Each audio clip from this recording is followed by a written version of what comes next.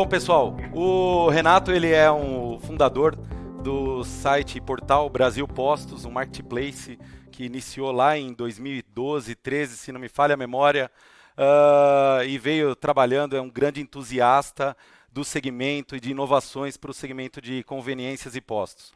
Já o Cadu, que está aqui com a gente também, ali do lado direito, ele é um empresário do setor, também presidente do sindicato Minas Petro, representando aqui os revendedores do estado de Minas Gerais. Obrigado, pessoal. Obrigado por estar aqui com a gente.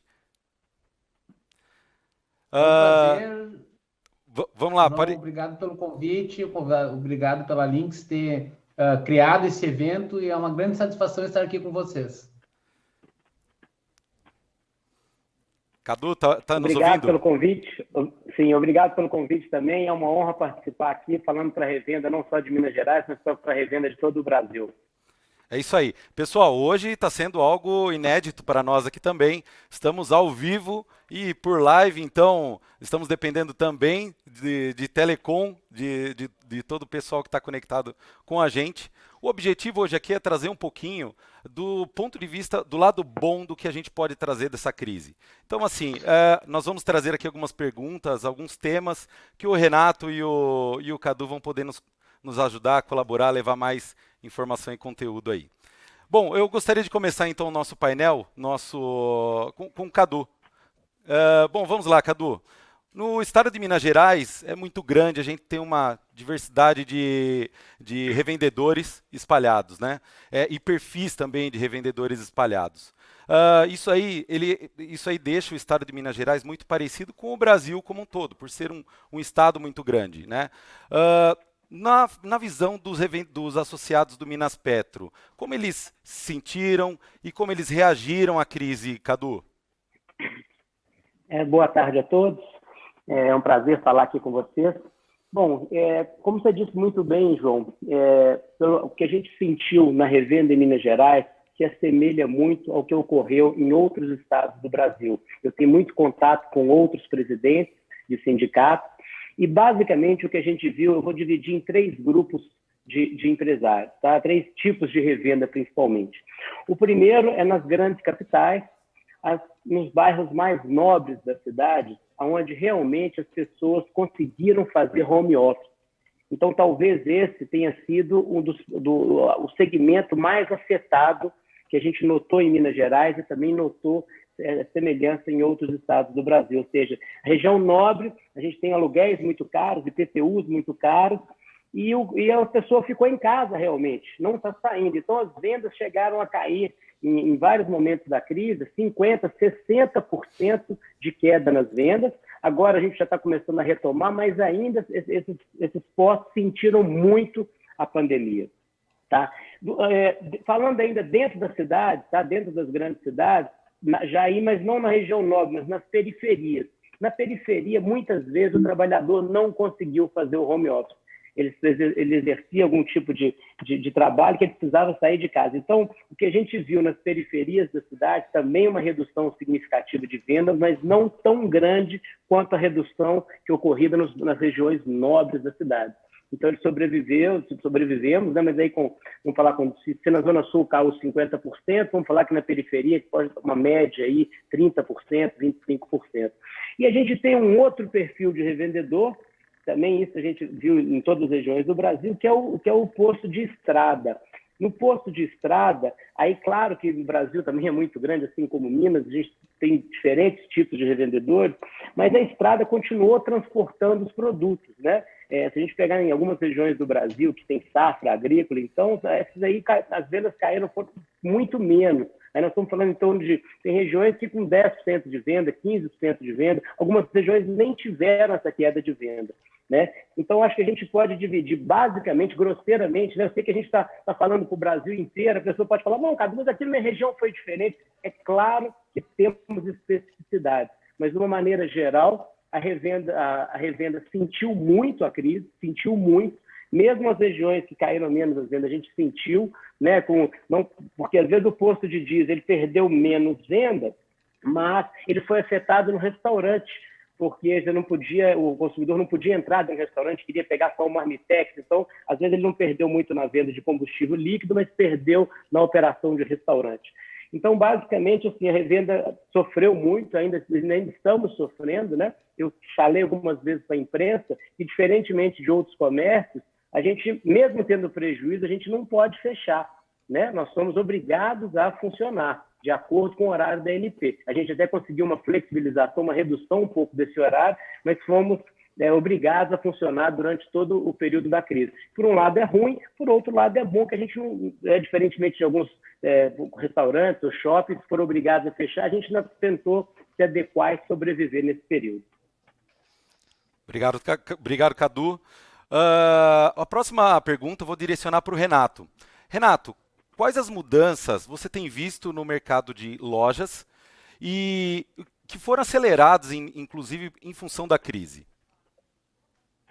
Perfeito.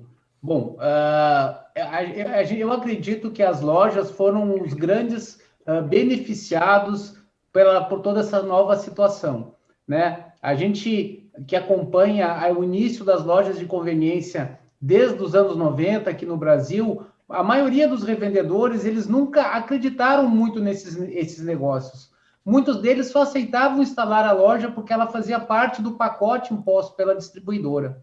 E mesmo nesse caso, a loja era vista como um mal necessário, muitas vezes administrada por um familiar que estava sem capacitação nenhuma, né? Então, a gente encontrava lojas sujas, desarrumadas, com mix de produto que não atendia às necessidades do público-alvo e, às vezes, oferecendo uma péssima experiência de compra para o consumidor. A pandemia veio e mudou tudo. Os revendedores eles passaram a entender a importância desse negócio, né? A principal mudança que eu acredito foi o que aconteceu foi que os revendedores passaram a mudar o seu foco da pista para a loja de conveniência. O Samuel antes falou no número, e realmente é um número expressivo. Quando a gente olha o tamanho da operação das conveniências que a gente tem no Brasil comparado com o mercado exterior, a gente vê todo esse oceano de oportunidades que existem. E isso não é só um fenômeno nosso, né? É um fenômeno mundial. Em países como a Rússia, por exemplo, teve um crescimento de 20%. Ou seja, o segmento de lojas de conveniência, ele tem o terceiro maior crescimento das categorias do varejo, perdendo só para o e-commerce e para as lojas de desconto. Então, que oceano de oportunidades que a gente encontra agora para conseguir atender e entender que o espaço da revenda, o espaço do posto, ele é um espaço que tem que ser monetizado cada centímetro quadrado. E de que forma? Olhando para dentro do seu negócio, conversando com os seus clientes, entendendo quais são aquelas necessidades que podem ser oferecidas dentro desse universo de mercado de proximidade, lojas de conveniência, food, enfim, todo esse contexto que a gente conhece e que a gente começa a debater a partir de agora. Certamente, o mercado de proximidade tem sido cada vez mais uma realidade, principalmente para nós aqui no Brasil. Cadu, sabemos que você é conhecido como um ótimo operador do segmento. A crise abriu alguma oportunidade de negócio, seja de expansão ou seja de melhoria na gestão do negócio de vocês? Essa é uma excelente pergunta. Hoje eu posso falar para você que sim, que abriu. Eu até no nosso painel chamo o lado bom da crise, né? Eu falei, poxa, que lado bom da crise? É difícil falar de um lado bom da crise. Então, eu não quero aqui ser hipócrita, eu quero dizer assim, quando essa crise começou, eu dividi aqui em 3 etapas, posso dizer que foi o período do terror. Eu lembro direitinho, no dia 16 de março, aqui começaram os lockdowns, eu reuni a minha equipe aqui, 3 diretores principais, e falei assim, poxa, tem um grande risco, talvez, a gente quebrar. Né? O que vai acontecer com o Brasil nos próximos 60, 90, 120 dias? Esse lockdown vai atingir a minha cidade, vai atingir a nossa região. Então, assim, o primeiro momento foi um momento de terror. A gente realmente não sabia, né, uma insegurança muito grande do que tinha que acontecer, do que ia acontecer. Os postos tem custos altíssimos, né? Nós temos um número de funcionários muito grande, mesmo para demitir, até para parar uma operação, é difícil você demitir todos os funcionários, e alguns postos são próprios, né? Que você pode simplesmente passar a corrente, mas outros postos você paga aluguel. Como lidar com isso? Então, eu falo, nesse primeiro momento, terror absoluto, um medo. Eu falo que eu passei 20 ou 30 dias, assim, realmente com bastante apreensivo com o futuro, né? Eu tenho 26 anos de mercado e pela primeira vez eu estava numa situação que eu nunca tinha vivido antes. A gente é sempre toma bastante precaução, vai crescendo devagar, mas constante, e nesse momento foi um terror. Mas aí, logo em seguida, passado esse período, esse terror inicial, a decisão foi: precisamos agir. O que a gente precisa fazer? Então, a gente criou um comitê de crise, logo na primeira semana, com análise diária do que estava acontecendo em cada um dos nossos postos, em cada região que a gente opera, o que estava acontecendo. Como eu disse, eu tenho, falando do perfil dos postos que a gente falou anteriormente, eu tenho posto na zona mais nobre de Belo Horizonte, que no primeiro momento as vendas caíram 65%. E eu tive postos em região de periferia que, no primeiro momento, no mesmo dia, a venda tinha caído só 30%. Então, eu precisava ter atuações distintas em cada um desses postos. Então, a gente agiu nesse comitê de crise e passamos durante 60 dias analisando alguns indicadores diariamente para tomar as decisões. E aí vem, assim, esse é o lado bom. O que aconteceu? A gente, no primeiro momento, como a gente estava muito assustado, a gente foi bem radical. Então, eu dei férias para quem eu podia dar férias, eu suspendi os contratos que eu podia, eu reduzi muito o meu quadro, né, porque precisava se adequar a essa nova realidade, suspendi praticamente todos os contratos que eu tinha, 80% dos contratos eu suspendi durante uns 60 dias, e esse foi um lado bom, porque as vendas depois começaram a retomar e a gente não retomou todo esse custo. Então, eu digo que a crise nos tornou uma empresa mais ágil e mais preocupada. A gente sempre foi muito preocupado com o custo, mas a gente viu com a crise que a gente consegue, às vezes, economizar 30% ou 40% do nosso orçamento. Então, acho que esse foi um grande aprendizado que a gente teve com essa crise. Avaliar melhor a nossa operação e evoluir, né? Aí, ou seja, esse comitê de crise não precisa tomar decisões diariamente, e agora, com as vendas já retomando quase a patamares pré-crise, a gente sente que a gente está mais leve e analisando melhor as situações. Muita coisa mudou, alguns postos nunca mais voltarão a ser o que eram, tá? Porque mudou realmente o perfil daquela região. E também surgiram muitas oportunidades, né?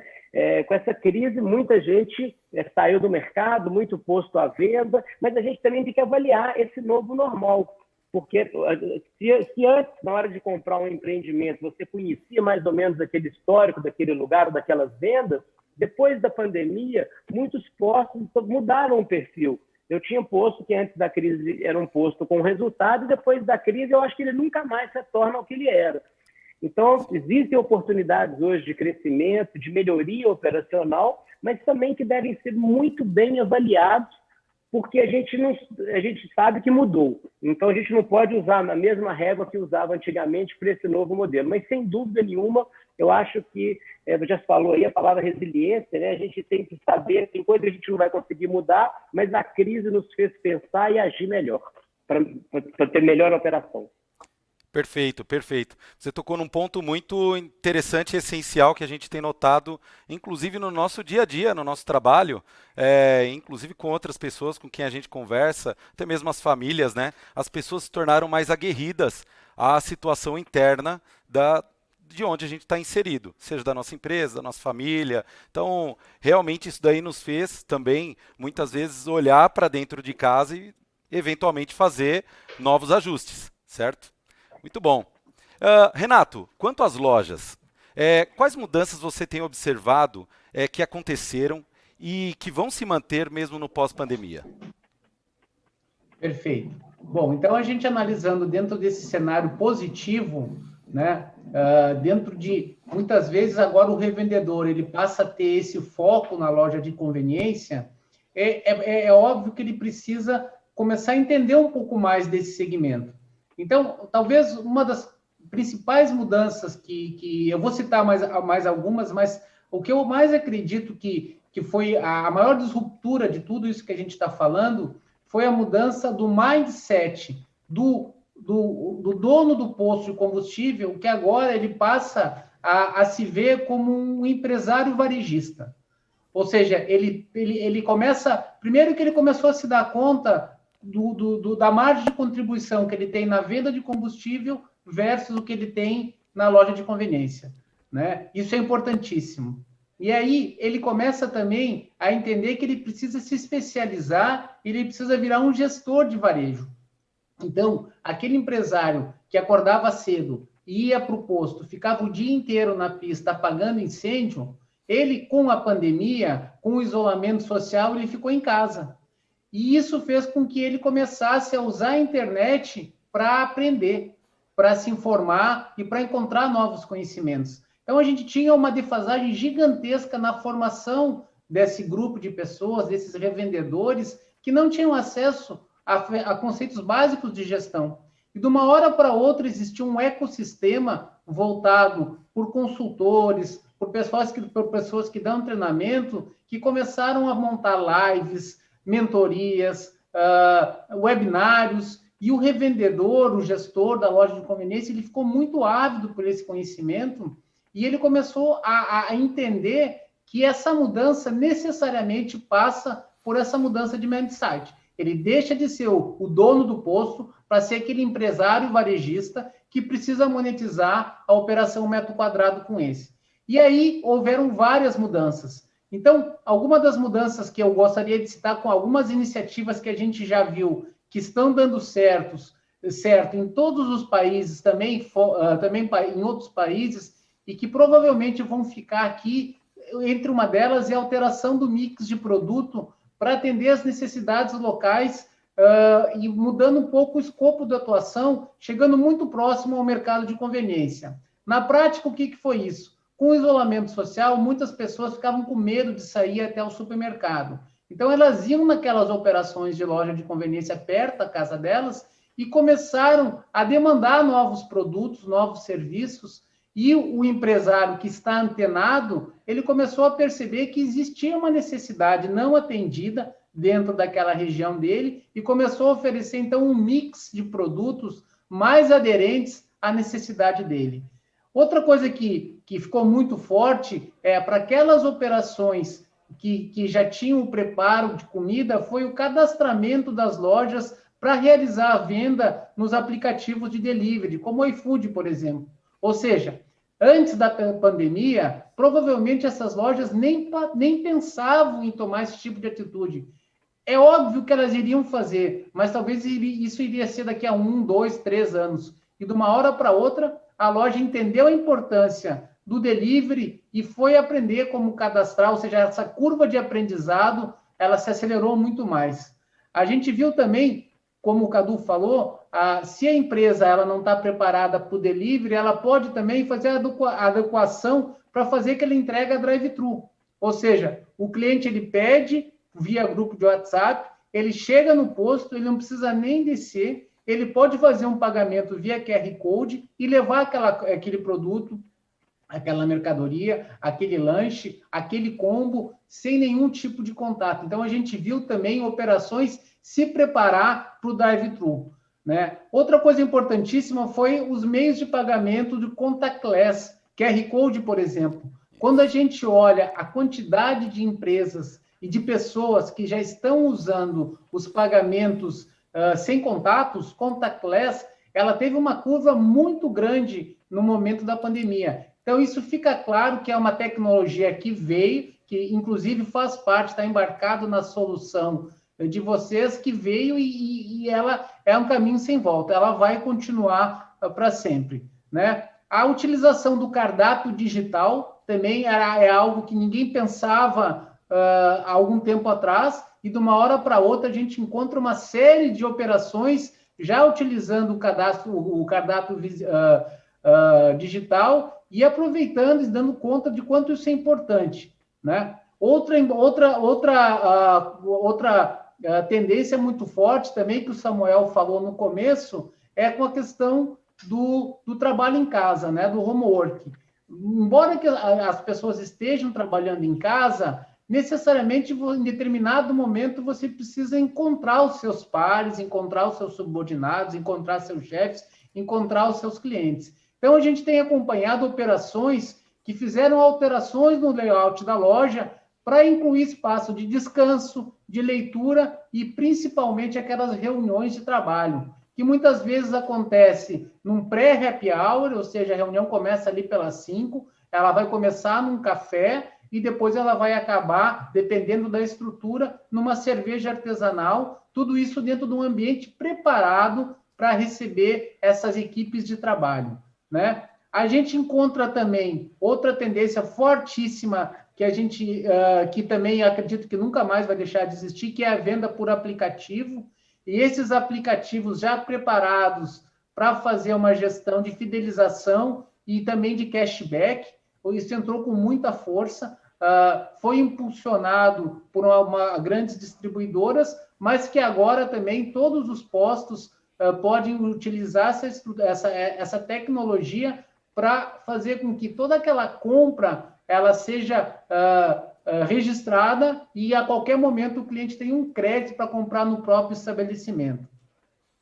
Eu estou falando bastante porque é um monte de coisa que surgiu de uma hora para outra, parecia que isso já estava sendo programado, mas realmente foi potencializado pela questão da pandemia. E, por último, o uso da inteligência artificial para evitar a ruptura de estoque, né? A gente percebe que a estratégia de você ter uma loja de conveniência com um mix adequado, ela passa necessariamente por você entender qual que é o giro, a curva ABC e a ruptura do seu produto. Então, hoje, se você, por exemplo, tiver dentro da sua loja um consumo de vinho com castanha de caju, a inteligência artificial ela vai dizer exatamente quais são aqueles produtos que são aderentes àquela necessidade, qual é aquele perfil daquele público-alvo e fazer todo um controle de giro, um controle de sugestão de compra, um controle de logística para fazer com que você em nenhum momento perda a oportunidade da venda,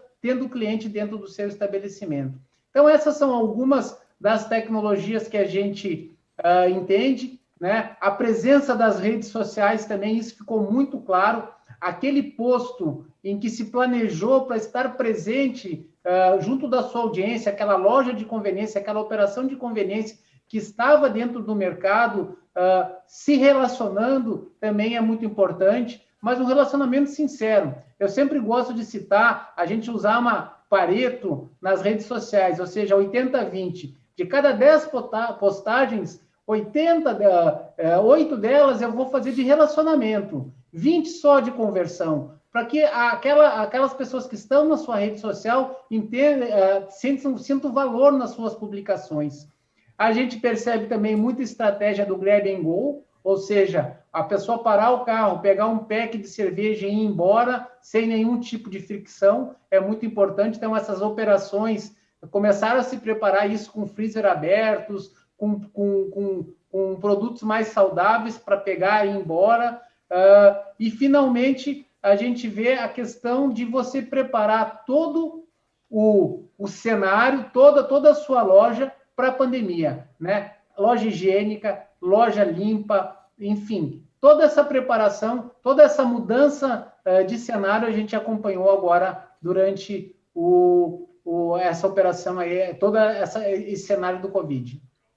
Legal, obrigado, Renato. Uma última pergunta que eu gostaria de direcionar também ao Cadu. Com quem a gente tem conversado no Brasil inteiro, a gente tem notado um denominador comum sobre um problema relacionado a fluxo de caixa. Que isso daí impacta naturalmente também no capital de giro, crédito, né, dos consumidores, do crédito que eles precisam consumir com os estabelecimentos e também dos estabelecimentos do crédito que eles precisam consumir com os seus fornecedores. Cadu, qual sua visão nesse sentido? O empresário, ele está sendo uma vítima ou ele também tem sido um dos responsáveis por esse momento no seu estabelecimento? Bom, excelente pergunta. Essa foi uma dos temas que mais nos, assim, nos preocupou no início da pandemia. O Minas 7 chegou, inclusive, a fazer uma live sobre fluxo de caixa, e a gente começou a crise, a gente achava que em 45 dias a revenda ia quebrar, porque com a queda de movimento a gente não ia conseguir pagar as contas, ia faltar fluxo de caixa. Mas o que a gente viu é que a queda de vendas, ela, no primeiro momento, ela aliviou o caixa do revendedor, porque muito revendedor vende com cartão de crédito, né? Tem um estoque elevado de mercadorias, de combustível. Como a venda caiu muito, esse dinheiro do cartão de crédito, mesmo do estoque, ele acabou sendo disponibilizado na conta corrente do revendedor. Então, no primeiro momento, não houve, vamos dizer assim, uma falta de capital de giro. E o que nos ajudou muito também a revenda de todo o Brasil foi que no início da pandemia a gente teve seguidas reduções de custo na gasolina e no diesel pela Petrobras. Então, essa redução de custo também significou uma necessidade de capital de giro menor. Então, nos 2 primeiros meses da crise, a nossa preocupação de capital de giro ela não ocorreu por esses fatores que eu listei. Entretanto, o que a gente começa a ver neste momento atual talvez seja o início do problema, porque as vendas começaram a retomar, a gente está tendo que repor aquele cartão de crédito, a gente está vendo seguidos aumentos da gasolina, do etanol, o estoque nosso está ficando mais caro. Então, agora, o que a gente achou que ia acontecer nos 30 primeiros dias da crise, acho que talvez o ponto mais crucial, o ponto mais difícil seja agora esse mês de setembro e outubro, porque a gente está trazendo, né, setembro e outubro, a gente começa a ter quase a mesma venda que a gente tinha em setembro, outubro do ano passado, na maioria do Brasil. Então, nesse momento, a gente vai ter que repor todo aquele capital de giro do cartão de crédito, do estoque. Então, a nossa preocupação, você tocou num ponto muito importante. A revenda deve estar preparada para este momento de retomada e pelos sucessivos aumentos que a Petrobras tem promovido. Vai faltar capital de giro agora, nesse mês de setembro e outubro. E a gente não pode deixar o problema chegar. A gente tem que começar a analisar. Se o posto hoje já sente essa falta de capital, ele já tem que buscar alguma linha de financiamento. Tem algumas linhas que foram disponibilizadas pelo governo, mas de difícil acesso, efetivamente a gente viu pouca gente conseguir buscar essas linhas, mas ir então ao seu banco, ou mesmo uma antecipação de cartão, para que ele chegue no dia do vencimento de uma fatura, ele não tenha dinheiro para pagar. Mas esse ponto que você abordou é fundamental, e eu acho que a gente está no momento de maior dificuldade da gestão de fluxo de caixa do posto desde o início da pandemia. Legal. Obrigado, Cadu, mais uma vez. Renato, estamos concluindo aqui. Gostaria de deixar uma mensagem final para o revendedor que quer se posicionar para crescer no pós-pandemia? Então, a mensagem que eu deixo é que o revendedor, ele cada vez mais olhe para dentro do seu negócio,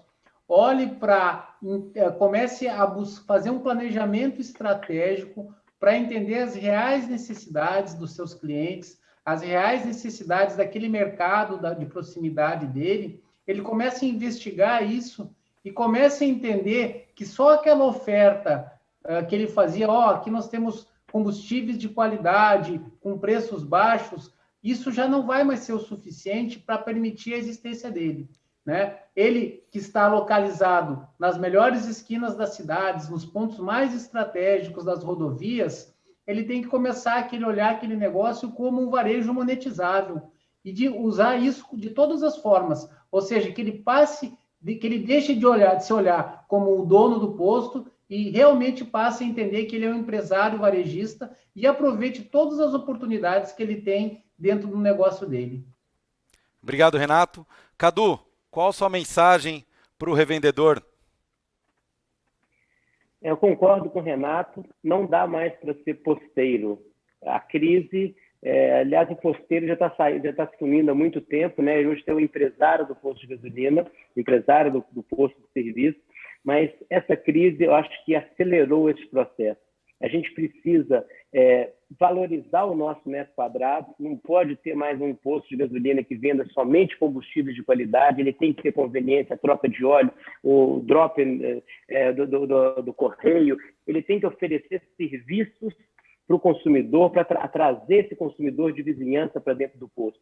Ele tem que ser moderno, né? Como hoje todo mundo quer usar o celular para pagar sem contato, pagar pelo aplicativo, mas ele também tem que tomar cuidado. A gente está falando muito em modernidade, está falando muito em diversos serviços que começaram a ser oferecidos nos postos, mas o revendedor tem que fazer conta também.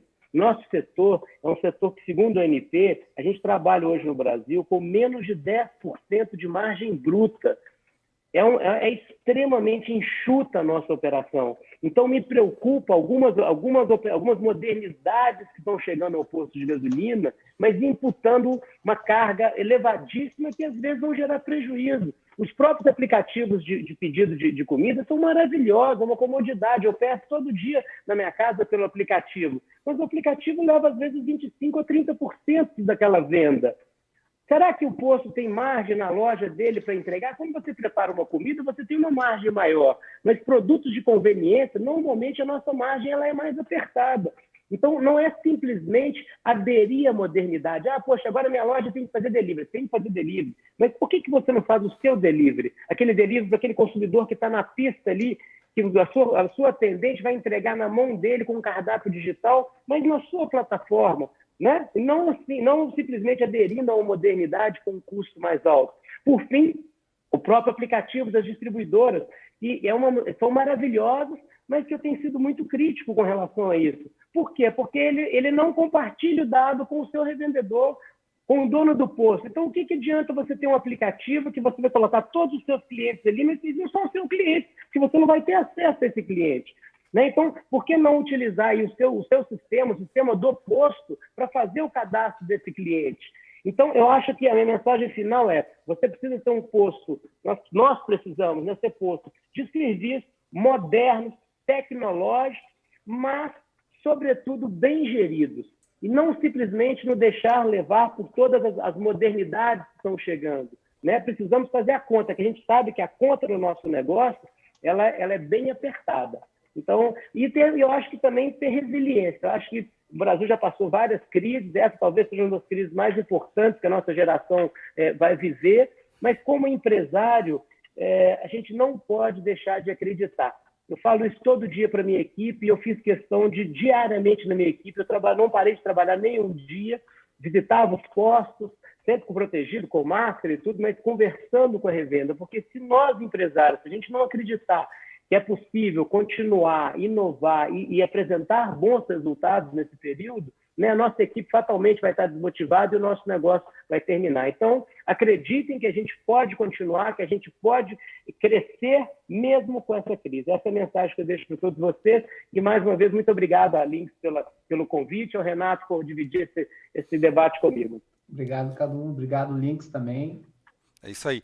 Bom, a tecnologia ela é um dos pilares para que isso daí se sustente daqui para frente, principalmente no sentido de tecnologia. Você pode ter a melhor tecnologia, mas se não tiver como utilizar e não tiver nem mesmo a disciplina, como até o Samuel brincou e falou também um pouco antes, a disciplina e o hábito para poder continuar e alimentar o sistema e gerir o seu negócio, ele não vai fazer sozinho.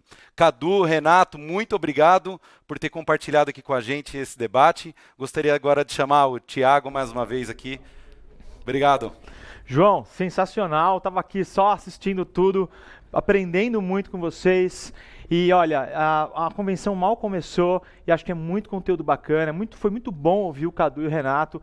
E deram as palavras finais. Eu queria saber o que de tudo isso que a gente aprendeu aqui, tudo que a gente falou, o que você tivesse que falar, olha, tem uma mensagem muito importante disso tudo, o que você diria para quem está assistindo agora? E aproveita e se despeça, por favor. Adorei que você esteve aqui com a gente, João. Obrigado, Renato. Desculpa, que Thiago. É isso, sem problema. Pessoal, acho que a mensagem final que a gente tem que ter se chama mesmo disciplina e estarmos aguerridos com relação a gente poder inovar cada vez mais no nosso negócio todos os dias. Para nós na Lynx não muda muito o desafio daquilo que vocês também estão passando aí, os nossos clientes e potenciais futuros clientes. Obrigado, pessoal. João, muito obrigado mais uma vez. Até a próxima. Valeu. Valeu.